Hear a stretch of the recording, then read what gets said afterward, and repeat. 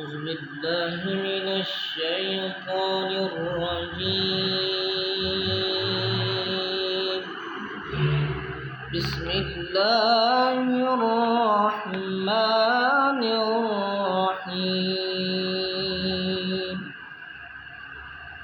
والتين والزيتون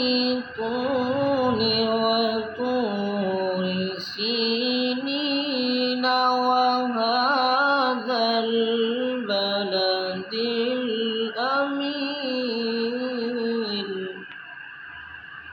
لقد خلقنا الإنسان في أحسن تقويم ثم رددناه أسفل سافلين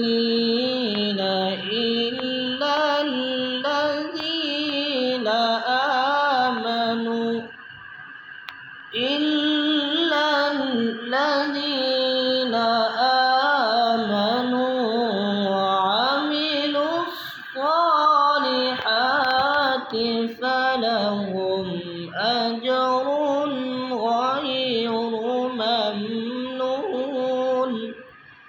فما يكذبك بعد بالدين؟